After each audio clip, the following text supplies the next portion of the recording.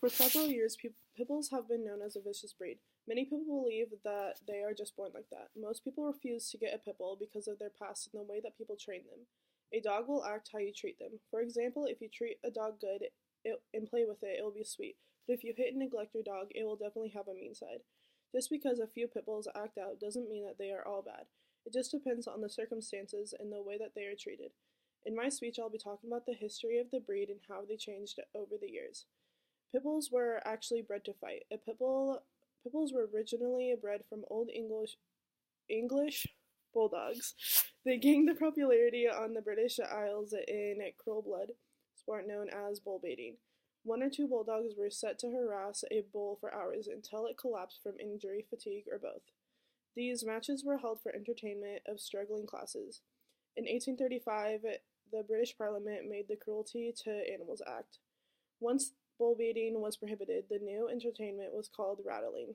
This made it so it was dogs against rats. The dogs were timed to see which dog could kill the most rats in the least amount of time. The pit and pit bull actually came from rattling.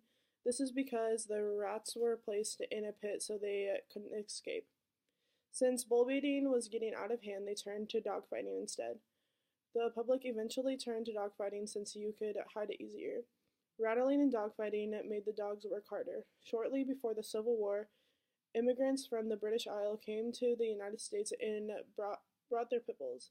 Since then, the pit bull terrier breed was named the American Pit Bull Terrier. Even though they were originally bred for fighting, they became a larger and invaluable fixture in a developing nation. In early America, these frontier dogs took on all-purpose roles. They were responsible for herding sheep, cattle, guarding livestock, and families for their thieves and animals. They were also used as great hog catchers. Not long after, the people began to realize pit bulls have a very loyal and loving demeanor with humans and especially children.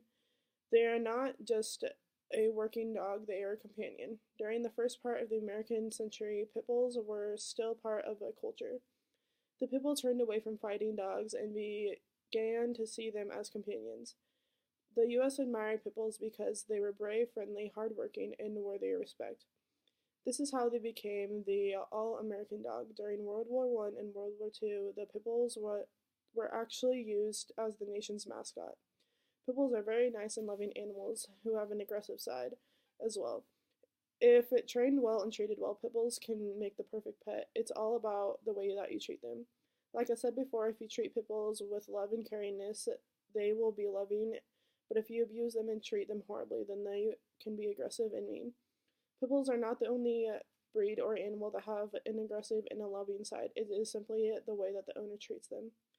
In conclusion, I do not think that pit bulls are a vicious breed. I think it really just depends on the way that they are raised. Yes, they were raised to be vicious and fight in the past, but now they can be raised to become regular living animals. I hope after hearing my speech, I have changed your mind for the better in every class of pit bulls.